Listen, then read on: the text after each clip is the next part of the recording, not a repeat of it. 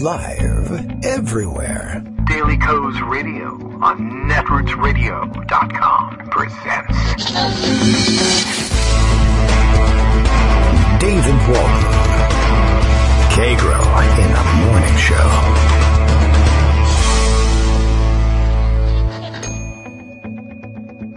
Now, here's David Waldman. Hey, good morning, everybody. How you doing? It is Tuesday, October 31st, 2017, Halloween. For those of you who celebrate, I haven't really run into anybody that doesn't celebrate yet, I guess. Although I think I once had some neighbors who were evangelicals who decided to vacate the premises on Halloween repeatedly. They never said to me explicitly that they were running away from Halloween or did not celebrate Halloween, didn't believe in Halloween, thought it was witchcraft, what have you, but I made that assumption as they absented themselves regularly on Halloween year after year. Of course, it's All Hallows Eve. They could be like medievalist Christians and Catholics going to an early Mass, I suppose. I don't know. Well, anyway, have you ever run into that? I assume it's out there. I do read every once in a while in the paper where evangelicals refuse to allow their children to be around Halloween and say it's satanic, etc. But mostly in America, where regular people are, I mean, honestly, let's get serious. It's about candy and having fun. And as I did see someone point out on Twitter the other day, really just crowdsourcing dessert. And I don't see what's so satanic about that. But these are guys who think socialism is evil. So maybe that has something to do with it. Anyway, Daily Kos Radio is live now, as Bill reminds us, all the way from Portland, Maine. Kagro X, hi. That's me, David Waldman, your host. You can reach me via Twitter, by the way, at KagroX anytime to try and redirect the show or add your comments to the show. KagroX discusses the pros and cons of thumb cuffs. Well, it was mischief night last night, of course, so I was out with my thumb cuffs. This is something I think I was recommending for Donald Trump as he has begun the morning with his anger tweeting already. I don't think anything terribly egregious so far, but I did see him grousing about something or other and insisting that Paul Manafort, whoever that is, Paul Manafort's lawyer had it all right and there was no collusion and there's no evidence of anything and everybody should just look the other way, etc. P.S. Clinton, Benghazi, Solera, I don't know, whatever other things we can throw in there and distract from what's happening. I thought maybe his lawyer ought to invest in a pair of thumb cuffs for the man, keep him off of the Twitters, but I was reminded that there's a great cartoon out there already with Trump reaching for his phone, unable to get to it because he's got one of those cone things that they put on the dogs when they have something done with their ears, right, to protect them from scratching their ears. Put one around each of his wrists, and you should be pretty well protected from frustrated anger tweets every morning.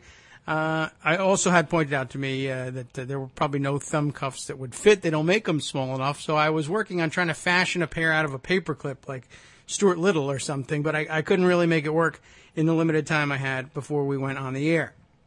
All right. So what's happening this morning? Well, plenty still going on the legal front and lots of good analysis that we will share as to what happened yesterday and who got arrested and why and what it means for various people in the administration. It's not good news. I think we can all agree on that, although I'm sure there are some reporters somewhere that say this is good news, at least for John McCain, because everything's good news for John McCain. And it might really be good news for John McCain if you squint at it just right.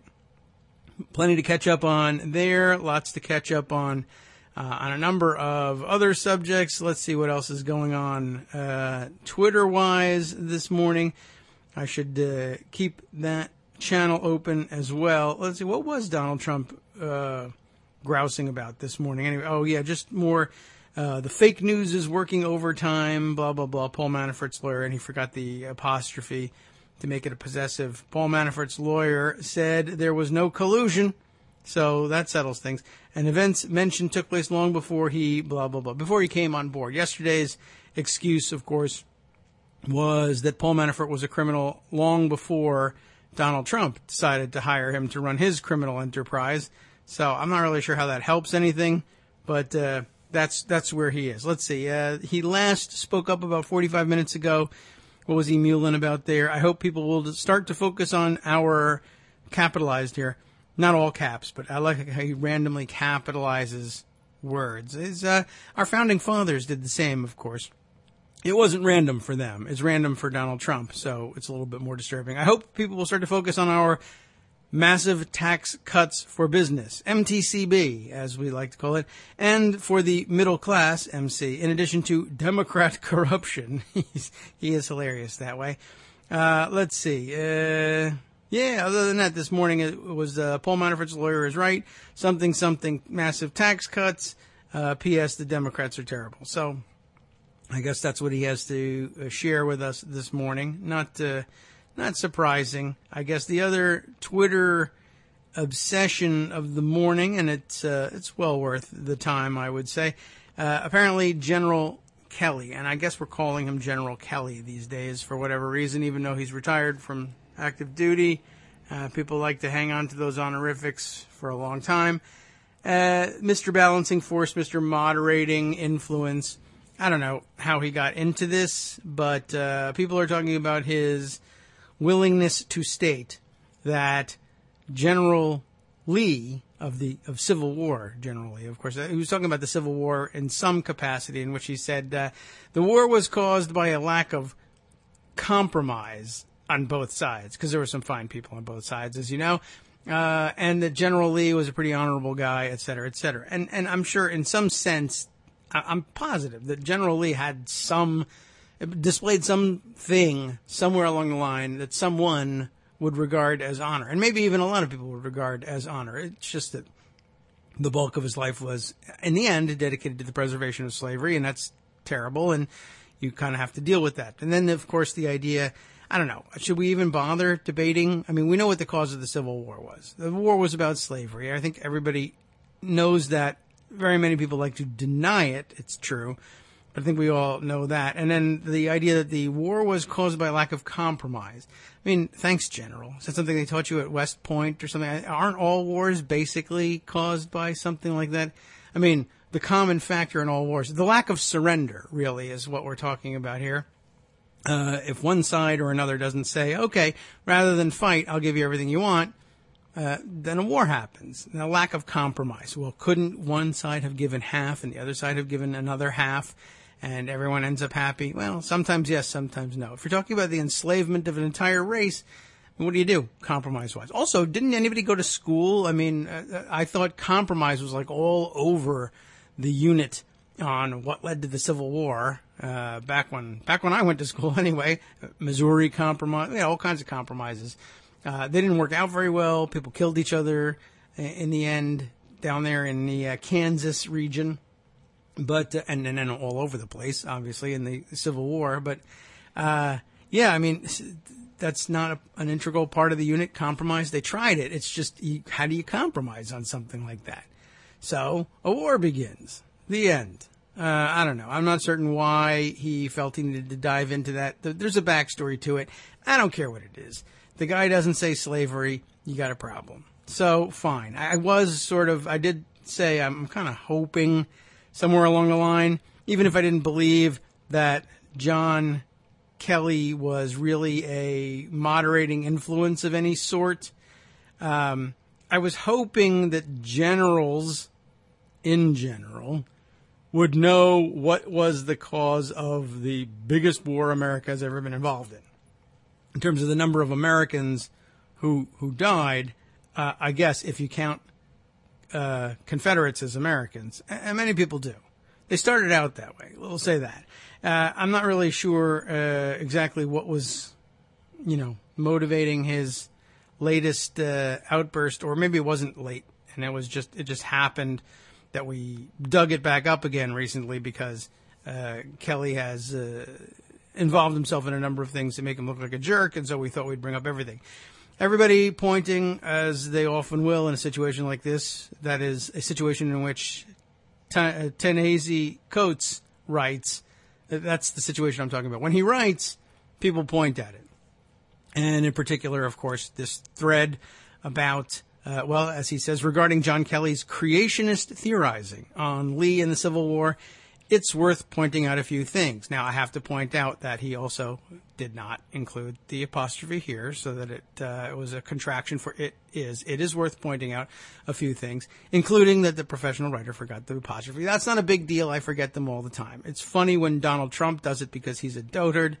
It's not particularly funny when somebody you know to be a skilled writer does it. It's not bad. It's just you don't talk about it. I talk about it because I have 2 hours. What are you going to do? Okay, moving on. So, the creationist theorizing on Lee and the Civil War. Creationist, interesting terminology. Notion that Civil War, this is going to be brief notes, I guess. Notion that Civil War resulted from a lack of compromise is belied by all the compromises made on enslavement from America's founding. Yeah, that's a problem. I mean, like, it's called the 3/5 Compromise for a reason, but it doesn't stand alone. Missouri Compromise, Kansas-Nebraska Act. Yeah, those are the things I remember. Lincoln's own platform was a compromise. Lincoln was not an abolitionist. He proposed to limit slavery expansion, not end it. During the Civil War, Lincoln repeatedly sought to compromise by paying reparations to slaveholders and shipping blacks out of the country. Explicit compromises don't even get at it.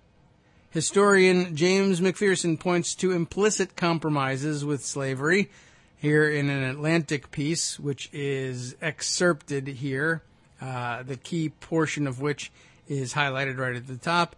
Shall we share it? During 49 of the 72 years from 1789 to 1861, Constitution, founding of the modern, of the current United States of America under the Constitution, to the Civil War, the 49 of the 72 years in that span, the presidents of the United States were Southerners, all of them slaveholders.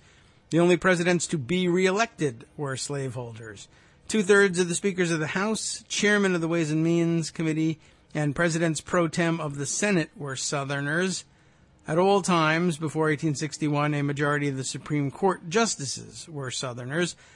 The dominant political party most of the time from 1800 to 1860 was the Democratic Republican Party under the Virginia dynasty of Thomas Jefferson and James Madison, which metamorphosed into the Democratic Party under the Tennessean Andrew Jackson.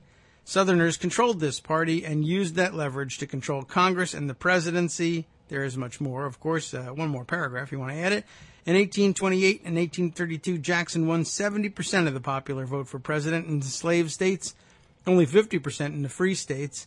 As an example of how such leverage could translate into slave power, 6 of the 8 Supreme Court justices appointed by Jackson and his hand-picked successor were Southerners, including Chief Justice Roger Taney, author of the notorious Dred Scott decision and other rulings that strengthened slavery. Did you know all that? You probably did. It's good background, though. He continues, spirit of the compromise continued. Lincoln asked only 10% of voters in rebel states to sign loyalty oaths for readmission to the Union. That's a good point. Compromise continued long after Lincoln's death. Why didn't Lincoln compromise with Booth, I wonder? Compromise of 1877 led to explicit white supremacist rule in the South for a century. As historian David Blight pointed out, compromise with white supremacy was how the country achieved reunion. This is really basic stuff, easily accessible, not tucked away in archives somewhere. Shocking that someone charged with defending their country in some profound way does not comprehend the country they claim to defend. Notion that we are putting today's standards on the past is itself racist, implies only white slaveholding opinions matter. Majority of people living in South Carolina in 1860 were black. They did not need modern white wokeness to tell them slavery was wrong. Majority of people living in Mississippi in 1860 were black. They knew in their own time that enslavement was wrong. Half the people living in states like Louisiana, Georgia, Alabama, enslaved, knew full well that enslavement was dead wrong. Again, this is not information hidden away in the state archives like it's in the census. You can Google it. Praising Bobby Lee, Robert E. Lee, as an honorable man is just sad. Like some kid insisting his deadbeat dad is actually a secret agent away on a mission. As Adam Serwer points out, Always worth checking in with him on an issue like this. Lee wasn't some agnostic pressed into war. He was a dude who thought torture was cool. Did we read this one? Is this one of the re-examinations of the legacy of Lee? Did we get to read those? I know it was my intention to read those. I have a feeling we did get to that. Lee's heavy hand on the Arlington plantation. Pryor writes, we're reading from Adam Serwer's Atlantic article on the subject, nearly led to a slave revolt, in part because the enslaved had expected to be freed upon their previous master's death, and Lee had engaged in a dubious legal interpretation of his will in order to keep them at his property, one that lasted until a Virginia court forced him to free them. When 2 of his slaves escaped and were recaptured, Lee either beat them himself or ordered the overseers to lay it on well.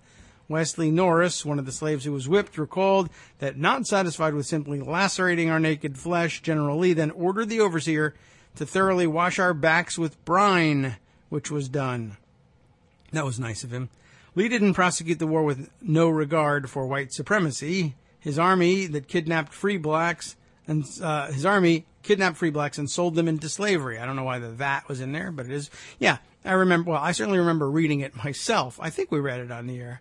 I had not realized that one. That was pretty astonishing. I'm not astonishing. I mean, I guess I should have guessed that. It's an obvious thing. It just gets left out of the history a lot, which is the real problem here.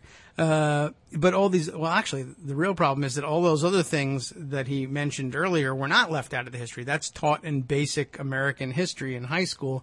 And, well, maybe it wasn't when John Kelly was coming up, but that's a problem too.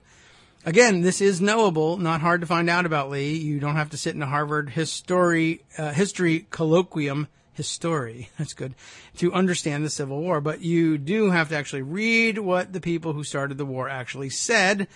And you could do that all day long. All you have to do is read the secession documents, and it's pretty clear. They were pretty open about what they were doing. You do not have to get these guys were the worst. You do have to get that these guys were the worst of America. They did not merely want to preserve the right to own people. They wanted to expand that right. And another excerpt here from, it's also from the Atlantic in the archives, I guess. I don't know how far back this one goes. This notes here, Edward Pollard, the journalist who wrote the book, titled it Black Diamonds Gathered in the Darky Homes of the South. Perhaps even this is too subtle. It notes, in 1858, Mississippi Senator Albert Gallatin Brown was clearer, writing, I want Cuba, and I know that sooner or later we must have it.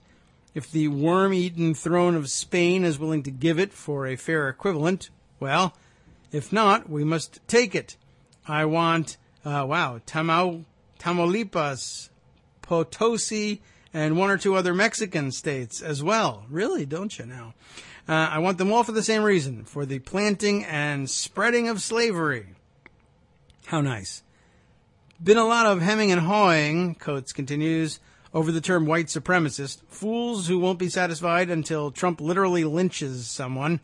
But like when the, quote, adult in the room, Kelly, believes a war for slavery was honorable, believes that the torturer of humans, vendor of people who led that war was honorable, when that dude portrays a sitting member of Congress as some shucking and jiving hustler, when he sticks by that portrayal of a black woman in the face of clear video evidence, when he has so descended into the dream, you really do see the effect of white supremacy.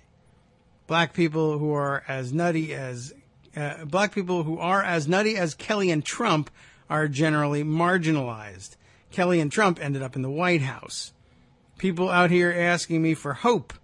Meanwhile, the adult in the room thinks the Easter Bunny caused the Civil War. I think we can probably finish things up there with the Coates thread. Well done there, and good recommendation out there. Anybody else who may have some suggestions that we might use on the air to catch up on those events, please do let me know. And remember also, If you're tweeting me a message during the show, try using the KITM, Kagro in the morning hashtag. It makes things hang around that much longer, and I can actually get your message. I get quite a volume of messages coming via the Twitter transom. All right, so that's the morning outrage. I think we've kind of caught up on all of that stuff. Let's see what we have put away in pocket. Yesterday's events, of course, rather astonishing. More to be discovered about George Papadopoulos and what he's been up to. I put several articles away, but I think the one that cuts to the chase the most clearly. I've got one or two here. I've got. Let's start with Marcy Wheeler's, which she wrote here for The Intercept. The Intercept, interesting day over at The Intercept. They got a mixed bag of writers over there, and a healthy, let's say, skepticism on the Trump-Russia front. That, in the defense of the skepticism, I think things begin to get away from them. It's just fair enough, I think, to just say, I'm maintaining a healthy skepticism. You don't really have to go into attack mode to defend a healthy skepticism. But Marcy has written this piece, which I think is pretty interesting. George Papadopoulos is the possessive of Papadopoulos. George Papadopoulos' and she has the apostrophe here, plea deal is very, very bad news for Attorney General Jeff Sessions. And a lot of people were saying it, a lot of people theorizing about why that might be the case. It deserves some clarification, and Marcy offers it up. The biggest news of Mueller Monday, as she's calling it, the rollout of a money laundering indictment against Donald Trump's former campaign advisor, Paul Manafort, that's campaign manager, we can just come out and say that, and campaign aide Rick Gates, and the unsealing of a false statements plea deal by another campaign volunteer, for lack of a better term here, George Papadopoulos, may involve someone not named explicitly in either indictment, Attorney General Jeff Sessions. By the way, a lot of activity yesterday on the front of, one trying to claim that George Papadopoulos was a low-level volunteer person, not a high-level staffer, but lots of circulation of photographs taken in what the Trump campaign described as national security type meetings with the candidate himself, Donald Trump, and all of his top ranking campaign officials dressed in their suits and sitting around a cabinet style meeting looking for all the world like they were seriously running for president. George Papadopoulos is right in the middle of that photo. This is probably about the fifth time that somebody who's been intimately involved in some of the dumber stuff that the campaign did was disavowed as some sort of distantly connected low-level staffer. And then there's a photographic evidence and other evidence on the record, usually Donald Trump, either tweeting about or being quoted at some press event saying what a wonderful person that is and how they're integral to his campaign. Anyway, let's see. I hope we'll have to ask whether you can all report to me whether any of the continuing renovation noise is leaking through here onto the air. I think we're generally far enough removed from what's going on. But as I mentioned in the Morning Post, we decided the results of tearing the House apart yesterday were so good, with Paul Manafort being arrested and indicted, that we decided to just renovate the whole House and see if we could maybe scare up some more indictments and arrests in the future. Anyway, we were having Marcy tell us about the very bad news for Jeff Sessions. Why is it bad news for Jeff Sessions? Well, it's because Sessions has repeatedly testified to the Senate that he knows nothing about any collusion with the Russians, depending on how you interpret that. He knows nothing about anything. But okay. Now, in his most recent appearance, Marcy notes, he categorized that narrowly by saying he did not conspire with Russia or an agent of the Russian government to influence the outcome of the 2016 presidential election. That is pretty narrow. But the Papadopoulos plea shows that Sessions, then acting as Trump's top foreign policy advisor, Sessions was was in a March 31st, 2016 meeting with Trump, at which Papadopoulos explained, quote, he had connections that could help arrange a meeting between then-candidate Trump and President Putin, unquote. That would be the end, see? It also shows that Papadopoulos kept a number of campaign officials in the loop on his efforts to set up a meeting between Trump and Putin, though they secretly determined that the meeting, quote, should be someone low-level in the campaign so as not to send any signal, unquote. Itself a sign that the campaign was trying to hide its efforts to make nice with the Russians. True, and a good point. Papadopoulos also learned on April 26th that the Russians have dirt on Hillary Clinton in the form of thousands of emails. A key part of Papadopoulos' cooperation must pertain to what he told the Trump campaign about those emails. According to his complaint, he originally claimed he hadn't told anyone on the campaign about the dirt on Clinton because he didn't know if it was real. But as his plea makes clear, after being arrested, he met with the government on numerous occasions to provide information and answer questions. There would be no reason for Papadopoulos to lie about the significance of the emails in January unless he did so to hide his discussions of them with the rest of the campaign. That suggests the campaign knew. A month before, Paul Manafort and Donald Trump Jr. took a meeting with a Russian lawyer, Veselnitskaya, remember her, to get dirt on Clinton. That they knew already, a month before that the Russians had already told Papadopoulos about dirt in thousands of stolen emails. That is true. Time now for us to play our music, telling us we're a little under 30 seconds away from breaking away for our first pause for station identification. But that pretty much sums things up. There's more to the article. We'll probably continue with it on the other side of this break. But that about sums it up. That's really interesting development. They knew a month before this meeting that got them in trouble. We'll be right back.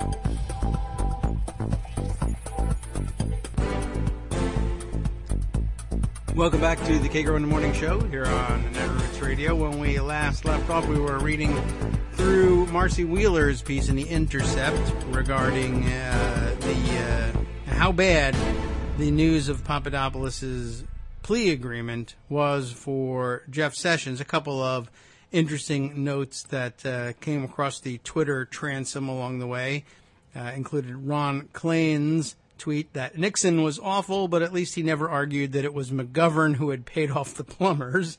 That's a good observation. And Ryan Riley, taking note of this one, George Papadopoulos, everyone's simply abbreviating it as George P., because only 140 characters in Twitter, unless you're one of the gifted few, right?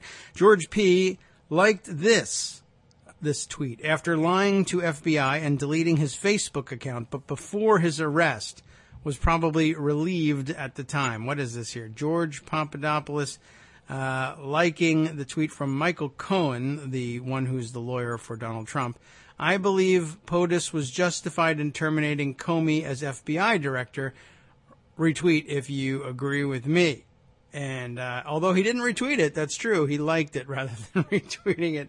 So I guess that's an important observation. I don't know. It looked more important than that when I first grabbed it. I think we can pretty much discount that.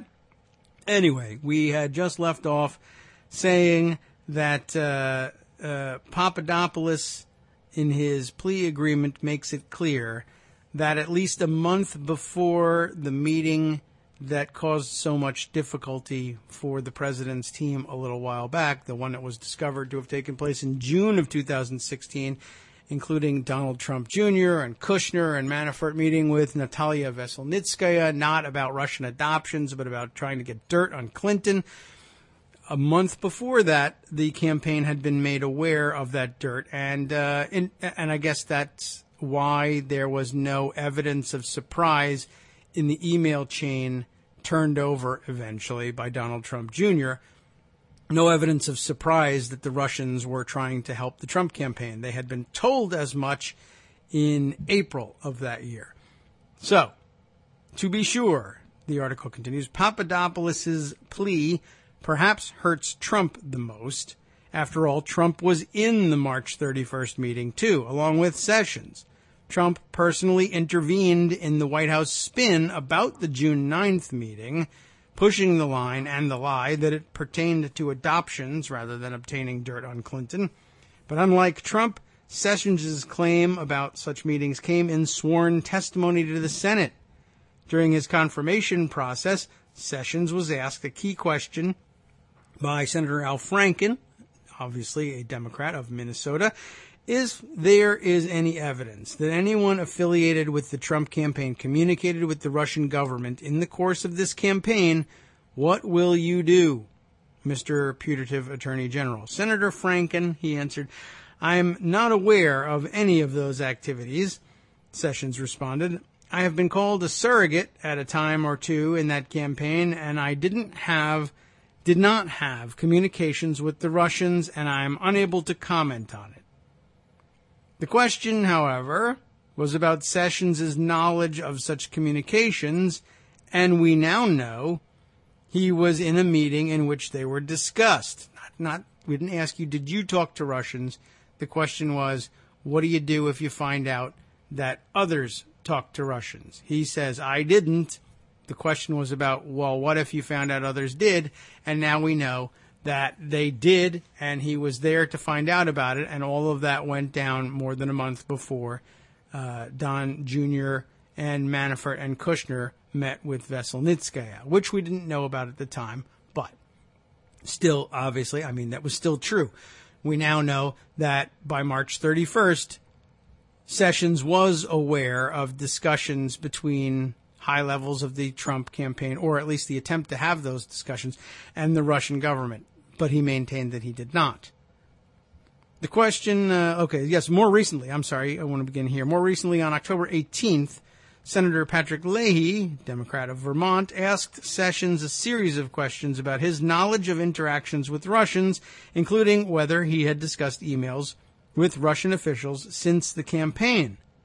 To that question, Sessions said he did not recall. That's usually a red flag. Franken then asked, in an attempt to clarify the confirmation questions, you don't believe that surrogates from the Trump campaign had communications with the Russians? I did not, and I'm not aware of anyone else that did. I don't believe it happened. I don't believe that it happened, the Attorney General said, whose own department had, 2 weeks earlier, already gotten a guilty plea from a campaign surrogate describing such discussions with Russians. Most curiously, Sessions seemed unable to answer what kind of communications he had had with Special Counsel Robert Mueller. Have you been requested to be interviewed by the Special Counsel? Leahy asked. You'll have to ask the Special Counsel, the Attorney General responded. Why? While Sessions' spokesperson later made it clear that he hadn't been approached for an interview, that says nothing about any discussions about the possibility of testimony. It's part of a pattern that began early for Sessions. He initially denied categorically meeting with Russians during the campaign, but was forced to walk that back when it emerged that he had met at least twice with then Ambassador Sergei Kislyak. He then claimed that the meetings had focused purely on foreign affairs and his senatorial duties, a claim rebutted by Kislyak himself, who told his superiors that he spoke with Sessions about the 2016 campaign. So, yeah, it's not going to come out all that well for him. But then again, everybody in his confirmation hearing knew he was lying about that and many other things, and they voted to confirm him anyway. So we'll see where that gets us. But, the truth is coming out true. It's just a question of what, if anything, will anyone do with the truth once it's out there. Okay. Let's see. Another guy intimately involved in all of this. I guess, do we have something on the record here where Papadopoulos describes what role Sam Clovis had in the campaign? It's another name that we kind of have to add to the record here. I've got a CNN piece that maybe will help describe some of it. If not, it'll fill in some additional background. CNN piece here. Let's open it up here. Everything takes a little while on a rickety old laptop that's running the show today. What Trump campaign heard about Russian hacking before the rest of us? Probably some video here. Hopefully it won't autoplay, but if it does, please excuse me as I seek to shut it down. That's right. Well, certainly. I knew it would do that eventually. All right. Enough, CNN. We've heard you before. What's our story here? This is Michael Weiss writing this part. In addition, they're trying mightily to get me to play the video for it. In a normal political environment, and this is not normal, right? A former campaign chairman and former campaign aide being indicted on 12 federal felony counts, including tax fraud, money laundering, and obstruction of justice, would be significant enough. But one would be forgiven for saying that Paul Manafort and Rick Gates' legal misfortunes actually bury the real lead on Monday. Members of the Trump campaign were told the Russian government was in possession of dirt on Hillary Clinton, specifically thousands of emails, a month and a half before the rest of us. George Papadopoulos, a foreign policy advisor to the Trump campaign, pleaded guilty on October 5th to making a materially false, fictitious, and fraudulent statement and representation to the FBI in January of this year regarding the timing, extent, and nature of his relationship and interactions with certain foreign nationals whom he understood to have close connections with senior Russian government officials. Among these was a certain unnamed professor. Everybody's puzzling about this. Professor based in London, who Papadopoulos understood had serious connections with members of Vladimir Putin's government. In a separate affidavit in support of the criminal complaint, FBI Special Agent Robert M. Gibbs further described the professor as a, quote, citizen of a country in the Mediterranean and an associate of several Russian nationals. One of the latter, according to Gibbs, the professor even introduced to Papadopoulos as a niece of Putin. She isn't related to the Russian president at all, according to a footnote in the complaint. The affidavit further states that the supposed contact of this Mediterranean academic was the Russian ambassador to Britain, who, as Papadopoulos emailed other campaign officials, also acts as the deputy foreign minister. The ambassador, unnamed in the complaint, is Alexander Yakovenko, who is indeed an extremely influential diplomat because the Rezidentura, or foreign spy station run out of the London embassy, is one of the most important for Moscow and has been ever since the Cold War. Gibbs is quite right to stress in his affidavit that using non-governmental intermediaries, such as academics and think tankers, is one way Russian intelligence advances the Kremlin's interests overseas, and there's recent precedent, it says precedents, but I think they mean precedent, for this in London, as I've documented elsewhere, unless I misunderstand the other meanings of the word precedents. Right. The complaint contains a convenient timeline of the professor's interaction with Papadopoulos. They first met when the latter was traveling in Italy in mid-March 2016, not long after he assumed his role as foreign policy advisor to the campaign, according to the U.S. government complaint. The professor was initially dismissive of the American until Papadopoulos brandished his campaign credentials. The feeling was mutual because Papadopoulos believed that developing a relationship with the professor would boost his relevance within the campaign, given that a stated foreign policy objective of candidate Trump was improving U.S.-Russian relations. The two discussed the prospect of arranging a meeting between the Trump campaign and the Russian leadership, a contingency first indulged by Papadopoulos, or Papadopoulos' campaign supervisor, whose identity in the complaint is not disclosed. I think that's where we get to later on, people guessing at who is his campaign supervisor. The professor then introduced Papadopoulos to another unnamed party in Moscow, cited in the complaint as someone well connected with the Russian Foreign Ministry, or the Ministry of Foreign Affairs, as they call it. Shortly thereafter, Papadopoulos emailed the senior policy advisor in the campaign saying the Russian government has an open invitation by Putin for Mr. Trump to meet him when he is ready. That hypothetical encounter was to take place in London, a neutral city, they call it. In this, it's enclosed in quotes, but okay, where the Russian embassy was, quote, very much aware of it, according to Gibbs' affidavit. In the event, no meeting ever took place. And I guess in any event, no meeting ever took place. CNN reported in August of 2017 that it was, in fact, Paul Manafort who, quote, immediately dismissed the idea of meeting with top Russian officials and advised Trump to do the same, unquote. One of the smarter things that Manafort ever did. Not that it helped any. But on or about April 26th, 2016, Papadopoulos again met with the professor in a London hotel. He met with the professor in the conservatory with the candlestick, I guess. I don't know. The complaint reads that the professor told him he had, quote, just returned from a trip to Moscow where he had met with high-level Russian government officials, unquote, where he learned that the Russians, here we are again, have dirt on Hillary Clinton. The Russians had emails of Clinton. They have thousands of emails. Russia, if you can hack the emails, if you find the 33,000 deleted emails, those are the ones, I guess. He knew what he was talking about when he asked for them. He was told they had them. This date is important because the Washington Post only first reported on June 14th, 2016, that the hackers working for the Kremlin had penetrated the servers of the Democratic National Committee.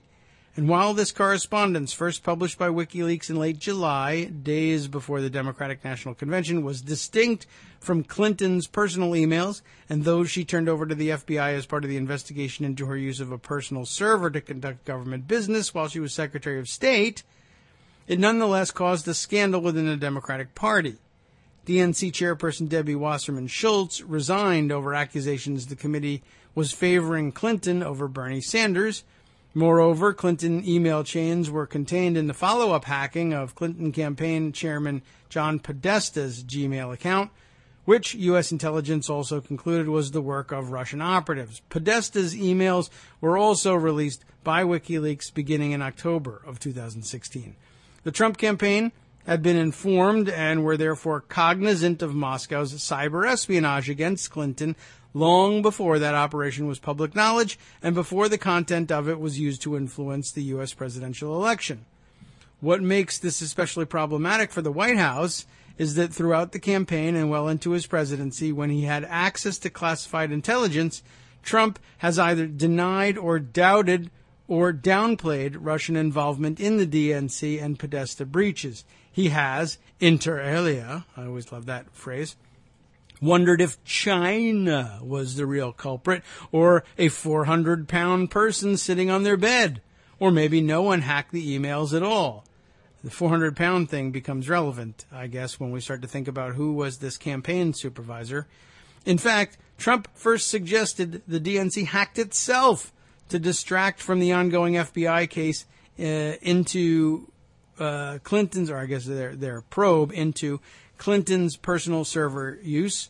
In late July 2016, he also told a press conference, Russia, if you're listening, I hope you're able to find the 33,000 emails that are missing from Clinton's server, a comment he later described as laced with sarcasm because he, of course, had been informed that they already had them. That's why it was so sarcastic, you see. One of his own foreign policy advisors may now go to jail for lying about what the president still publicly wonders ever happened. So, who was the campaign supervisor, and what does the 400-pound person have to do with anything? And maybe the answer is Sam Clovis. I have a piece here. Who is that guy? The Daily Beast has this piece from Lachlan Markay, who writes about Sam Clovis and includes a nice picture of him that could arguably suggest that he was a 400-pound gentleman. This piece about Sam Clovis. He screams about race traitors and Trump loves him. And with a little additional grab quote here, he is pretty crazy. Sam Clovis is anti-science, pro-birther, and UFO curious, which has a lot of folks asking, why did Trump name him to a top science post? Is it beginning to ring a bell? Sam Clovis, it says here, is good on TV, which is why President Donald Trump likes him. Whether it qualifies him for a high-level administration post or gets him confirmed by the Senate is another question entirely, and I think we're now past that part. Democratic lawmakers on Capitol Hill are hoping it won't be enough, And in the coming weeks, they are gearing up for a war against Clovis. This is a piece, by the way, from back in late August of this year. Waging a war against Clovis, the former Trump campaign aide whom the president nominated last month to serve as the Department of Agriculture's top scientist. The argument they will make is that Clovis is wholly unqualified, outwardly anti-science, and, well, a bigot. And in a post-Charlottesville political world, the belief among top Democrats in the Senate is that this will be too much for elected Republicans to swallow. You know what? I am not even certain that I know the final outcome of that situation. Let's Google it and see if we can't find out what is the current status of Sam Clovis by checking in on Wikipedia, that usually tracks these things pretty closely. Let's see, I guess we're still waiting on this. Clovis, a former United States Air Force officer, I assume he was slimmer at the time, former economics professor, I assume he was smarter at the time, talk radio host, I think he's still qualified for that, and political figure. Clovis is currently the senior White House advisor to the United States Department of Agriculture. I guess another one of those people that we read about the other day who has not yet gotten confirmation, but keeps showing up for work claiming to be an advisor to the department to which they have been nominated, but not yet confirmed. Okay, so back to our August profile of Sam Clovis. So far, there has been little give from GOP lawmakers and even less from the Trump White House. At a time when the president is engulfed by scandal and self-inflicted chaos, we need to talk about that, with barely any political capital left to expend, he remains committed to Clovis's nomination. The question often asked by those following the nomination closely is, why? In conversations with administration officials, Hill sources, Clovis allies, and former associates, one common response is that Trump appreciates Clovis's steady, non-showy loyalty and values his capacity to handle a TV hit. We all know the role that TV played in Trump's election, said one former senior Trump campaign official. Clovis did a good job of integrating Trump policy for TV interviews, and Trump himself thought Sam was always very prepared when he did policy interviews. We should add to this, we all know the importance, the role that TV played in Trump's life. He thinks everything is about how it comes across on TV. And he's maybe possibly not wrong about that, but you hope for better in a president. You're supposed to be able to recognize the importance of television, but not rely on it as your sole source of information. And you're not supposed to be a true believer in whatever I see on TV is true. Anyway, top campaign brass were generally happy with Clovis's performance too. After Clovis and after his television hits, staff would circulate video of the appearance to campaign surrogates to make sure they followed his lead, the official noted. Gary Baise, B-A-I-S-E, an agriculture lawyer based in Washington, D.C., who worked with Clovis during the Trump campaign, recalled a phone call Clovis received after going on CNN to defend Trump during the campaign. It's Melania, Baise said, recalling Clovis's excited account. She was impressed, he told me, with how he was defending the candidate Trump at the time and called to thank him. This was during the primary. Since the election, Clovis has continued to have a direct line to the president, according to the White House, or according to White House sources anyway. He has been regarded by the president as a policy guru, a rural America whisperer, and a populism true believer. Few others share this view. Clovis worked as a defense contractor prior to moving to Iowa, where he joined a small college in Sioux City as a professor of economics. He gained a foothold in the political scene by starting his own radio show. Hey, that's me. It was conservative fare. Oh, that's not me. But sources who went on the program described it as not overly divisive. Interesting. He was easy for everyone to get along with, and he wasn't anti-establishment, said one Iowa Republican, but he is pretty crazy. Crazy, indeed, became part of his brand. Clovis described climate science as junk.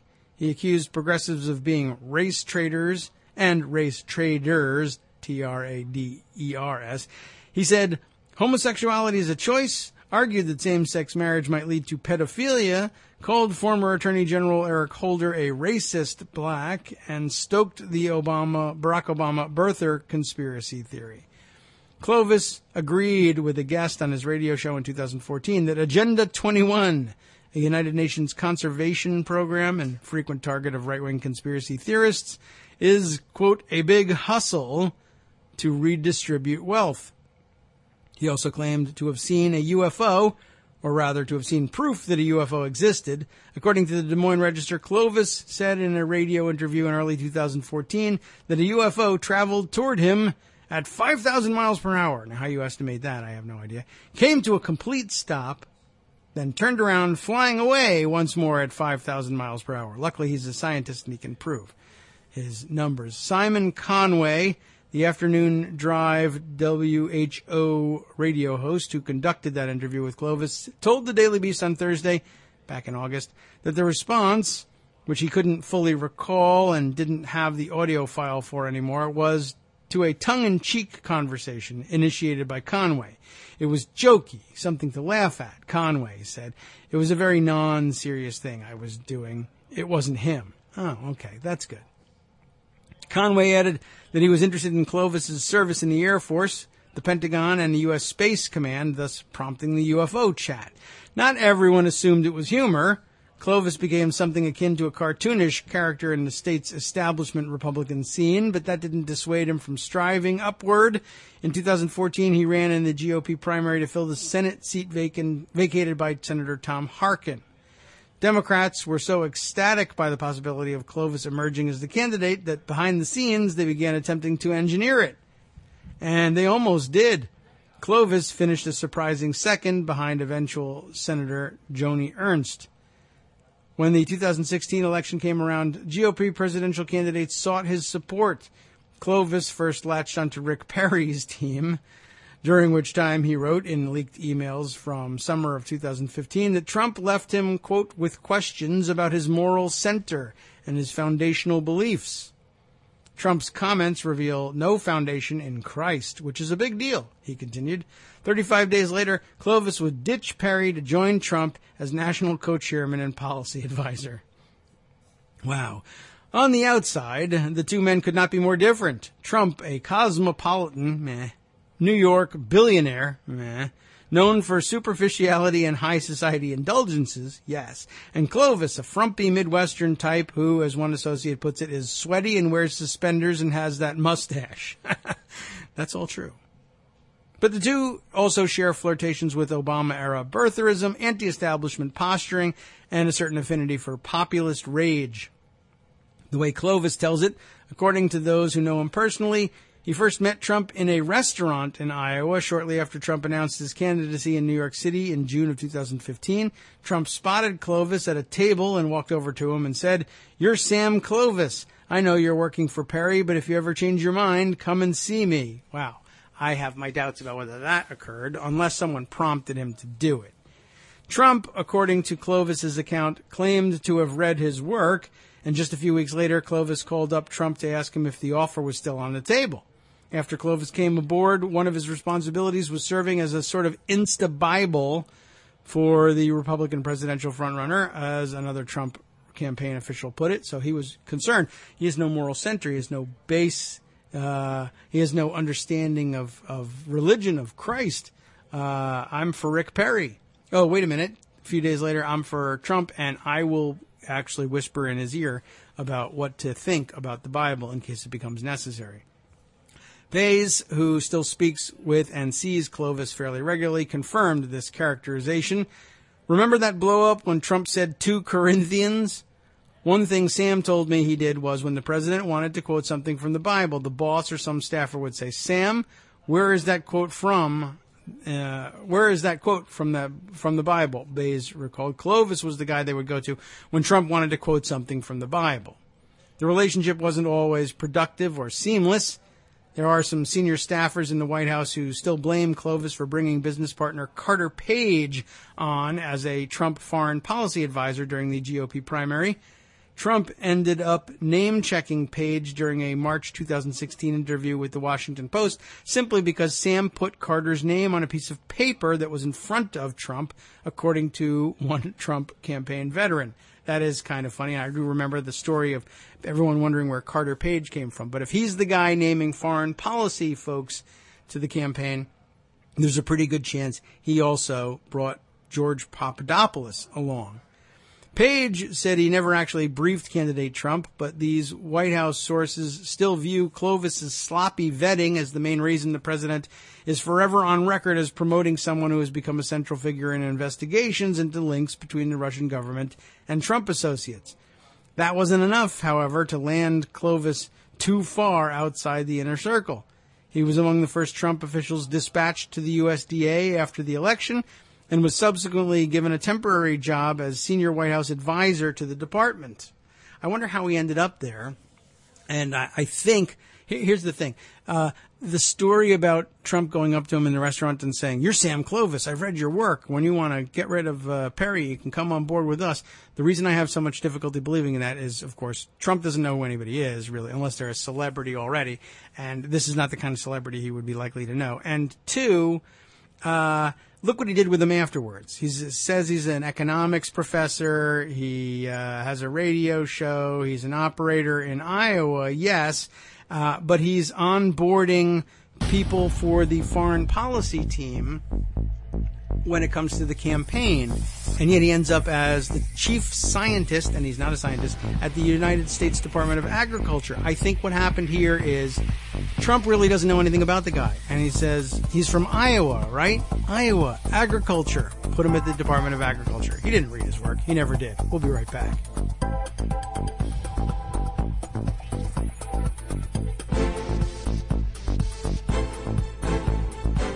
Welcome back to the Kagro in the Morning Show. We have a new interruption to contend with as I bring the music on. Maybe I should just leave the music up.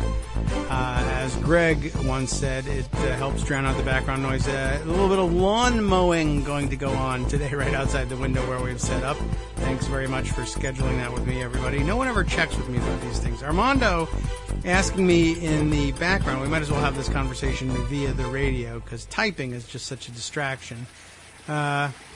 He was asking me, have I gone through the Papadopoulos statement? It's really important reading. And I have not, and maybe we ought to. So, Armando, if you're available to do it, let me know, and we'll work that in there. I think I'll continue not only with the music, that's obvious, for another minute or so, but maybe we'll finish up this Sam Clovis article. I don't know how much really, I don't know what we'll learn about Papadopoulos, if anything, in this piece. Oh, all right, we're going to join us right now, are you? All right, we get to hear the music. Good morning, Armando. How you doing? Hey, David. Let me, I think we'll take this music down after all. Yeah. The Coffee Boy has a lot to say here that's incredibly damning. And I know I don't want to hit the media too hard. It's a lot of material. Yeah, it's only been a day. Pardon? It's only been a day, right? You know, they've had their hands on it. They haven't been terrible. I was surprised that they recognized the importance of it so quickly yesterday. Okay. To the degree that, frankly, Manafort became sort of a sidebar. Though he isn't, when you realize what the Papadopoulos statement is about. It's about pressuring Manafort as well. Okay. There is a third document that was released yesterday that you might have heard about. I don't know if you discussed. An opinion by a D.C. federal judge where Mueller's office was seeking to pierce the attorney-client privilege of Manafort and the other indictees, Gates's attorney-client privilege, using what's called the crime fraud exception. Okay. And what that means is a communication you have your attorney can't be forced to be disclosed if it is in furtherance of a crime. Yes, no privilege for I need your help murdering somebody. Right. And the allegation is that, and the judge agreed, that Manafort and Gates provided their lawyer false information to send to the FBI about his activities and his and where his monies were going in, which you read about in the indictment. Okay, yeah. The interesting point is that standalone is obstruction of justice. As you know, it's a crime, a felony, that he's not indicted for yet. Manafort and Gates. They're not indicted for that yet, even though they've already convinced the judge that there's at the very least enough evidence that the attorney-client privilege can be pierced. Now, that's a big, big deal. Piercing the attorney-client privilege is one of the things that, well, frankly, it almost never happens. It's very rarely even asked for. So yeah, well, I guess most, not necessarily most clients, but most attorneys are savvy enough to, when they hear something coming close to it, saying, "Stop right there. I can't discuss this with you, and it destroys our attorney-client privilege if we discuss these things. Don't tell me anything." Exactly, and that's exactly right. If you've ever seen the movie Anatomy of a Murder, we'll play it on the air. It's an old movie, but it's a great movie if you like that kind of thing, and I do. It's actually a scene that I was taught in ethics class in law school. The way Jimmy Stewart directed his client, Ben Gazzara, to talk about the case, both in telling him, he basically coached him into a defense, but he also told him, "Don't tell me about these other things." Yeah. Lawyers know about that. Now, listen, I think this lawyer just said, "Okay, these guys are telling me the truth, and I'll tell the FBI." Yeah. And it didn't happen. Why am I telling you this story, though, about that? My theory of the pressure point, I don't think it's any secret, but I think it's more pronounced than people say. Manafort is the guy that they want. And Gates, possibly. There's also the theory that Gates, he was represented by a public defender and is in arraignment, which, wow. He has a private lawyer, but apparently not a criminal lawyer. Right. That's not. And they're putting pressure on those two guys because they can flip bigger fish, obviously, than Papadopoulos, who could get you to Manafort, and Clovis, who you've been talking about. Mm-hmm. But who could go higher? And who's higher? Well, Donald Trump is higher. He is. Well, that's what they're trying to engineer, I would guess, eventually. I think so. Look, they have him dead to rights on this Forest stuff for sure, and it looks like they have him dead to rights on the money laundering. Mm-hmm. Yeah, and that's 15 years. You add obstruction of justice, that's what, 5? Manafort and this guy are looking at 20 years. 20 years is a long time. Yeah. I mean, I don't know if they're really going to get anything close to that, but that's what's hanging out there. Let's say they get 10, and they have to forfeit all their assets. That would be pretty good. Right. So what's the focus on? Well, let me point you to the Papadopoulos statement and talk about some of the things he says. Now, Papadopoulos is named a foreign policy advisor to the Trump campaign.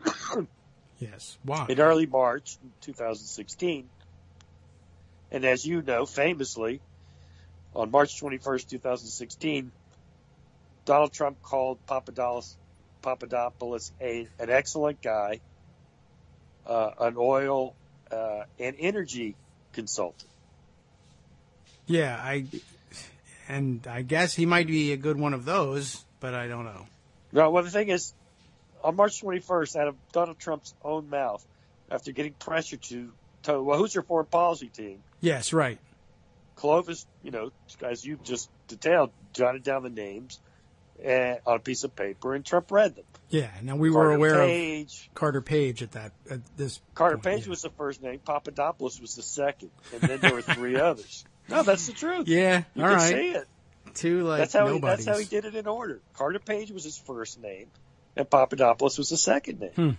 Okay. So that's March 21st. Then on March 24th, 3 days later, Papadopoulos meets with Putin's relative niece or whatever she claimed to be. It made me think of the movie Pretty Woman. Oh, it's his niece. Yeah, right.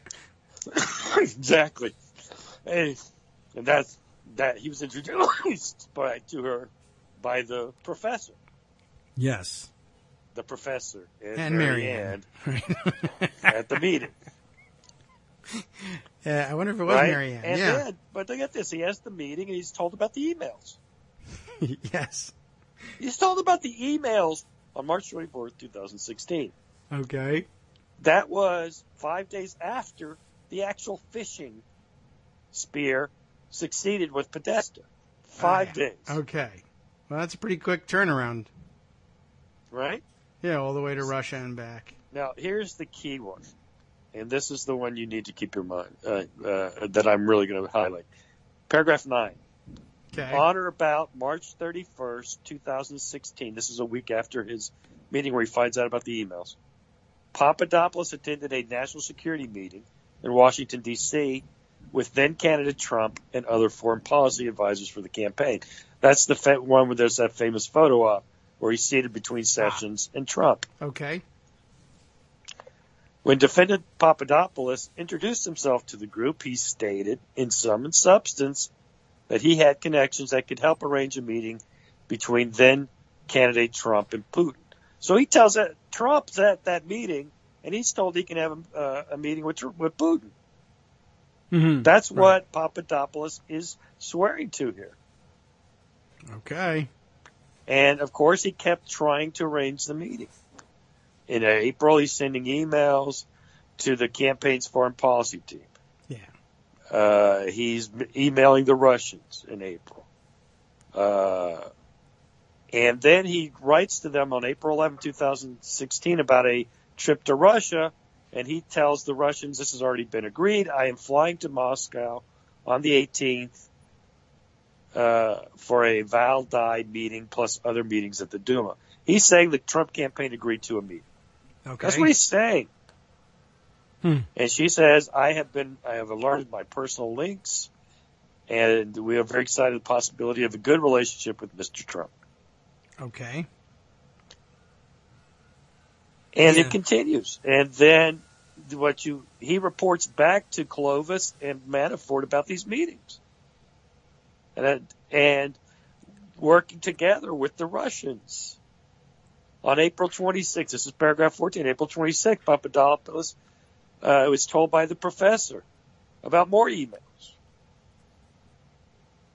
Yes. And he goes back and he tells Clovis and Manafort about this. Right. And they say, great. Yes. Find out. Okay. And somewhere in the middle of all this is where Trump begins making public statements at press availabilities. Where the missing 33,000 emails. Russia, if you're listening. Yeah. The whole thing. So this is not just, he's a coffee boy. The idea of Russia, if you're listening, when in fact, I mean, I understand why he says that instead of stating the truth, which is Russia, our intermediary, George Papadopoulos, will be speaking to you shortly about please hand over the emails personally so he can carry them to Sam Clovis, who can turn them over to me. Obviously too involved. But yeah, if you're listening, like if by some coincidence Russia should be listening to what I'm saying, as opposed to my sending emissaries there for the purpose of getting our hands on these emails, could you please send me the emails? Right. And the point here is he continues informing Clovis and Manafort through August about his attempts to work with the Russians. And they say, well, tell him, eventually Manafort says, tell him that Trump's not going to do it, but we'll send somebody lower. Yeah. And this is supposed to be exculpatory for Trump. Yeah. Oh, we're definitely not going to do it. Manafort says no, which is the smartest thing Manafort did in all of this, I guess, but it's too little too late. But no, wait a second. He didn't say don't meet with him. He said Trump's not going to do it. Right. Well, of course Trump's not going to do it because at that point, everybody's talking about Russia. Yeah. No, I mean, he said to Trump himself, it's not going to be you. You don't go. This is not a meeting for you. And the reality is for 4 months, the campaign chairman didn't say, don't meet with him. No, we're not happy with you. Stop this. You know, people say, oh, why didn't he go to the FBI? Forget about going to the FBI. Tell your guy to stop meeting with the Russians. That's one option. So, yeah, and in the middle of this, I mean, I guess I'm still looking for some documentation somewhere of what I can't understand what Sam Clovis is doing in the middle of all this. Oh, I agree. Listen, I mean, the argument Jonathan Swan of Axios makes is you just didn't realize how incompetent the Trump campaign was. I guess not. And I say, I'm not sure what that has to do with anything. Well, no one's saying they were competent. We're saying they colluded with the Russians. You can be incompetent and also collude with the Russians. Oh, yes. And I think that it happens more frequently. I'd be more inclined to believe that the collusion happened if you are also incompetent. If you have no idea either that the collusion is wrong or, for that matter, if you're in the middle of it and involved in it and you do know it's wrong, because you tend to think the things you do are right and you don't understand what collusion means. That's possibly true also. But the incompetence that stands out to me is the part where Trump makes decisions about who's going to be around him and for what purposes. And there's no reason in the world for any of the roles that are available in a campaign why Sam Clovis would be there. But I don't understand how he gets onboarded and he's the guy who helps me find what section of the Bible something is in. Oh, P.S., do you have any foreign policy advisors you could give me? Like, was it just that Trump was asked, who are your foreign policy advisors? And the only person with him was the Bible guy. So he said, hey, Sam, give me some names. I don't understand how he goes from that. And then I don't understand how he shows up as the nominee for the chief scientist role at the United States Department of Agriculture. What does that have to do with the Bible or foreign policy? Or radio shows, for that matter. I truly think that he had no idea who Sam Clovis was. It's a possibility. It might be exculpatory, and I'm sure Trump would love later on to have lots of people believe that he had no idea who Sam Clovis was. But I think that only is true to the extent that he doesn't have any idea who anybody is. He's a senile idiot, and he has no idea who anybody is. And if somebody thrusts himself at him, in a political situation, and none of the people that he knows who are around him shove that person to the ground and stomp over him on the way to the limo, that guy gets invited onto the campaign, and then they got to find a job for him later. All that is true, and I guess I'm just so focused on the Russian thing that the sheer insanity of Sam Clovis being anything in anything is not at the top of my list. Look, Donald Trump has gone nuts. He just tweets 10 minutes ago. Mm-hmm. Get this, what he writes. The biggest story yesterday, the one that has the Dems in a dither. Dither, wow. Are you in a dither, David? But this is the one that has you in a dither. Okay. Is Podesta running from his firm? Oh. So I'm worried about Tony Podesta running from his firm. Yes. Yeah, I haven't cried so hard since Saul Alinsky ran from his Exactly. firm. I remember your tweet. Yeah. What he knows about crooked Dems is earth-shattering. He and his brother could drain the swamp, which would be yet another campaign promise fulfilled. So, what a weird guy. Somehow, Tony Podesta stepping down from whatever his stepping down from, because I have no idea what Tony Podesta does. I assume he's some kind of fixer type. Right. And whatever.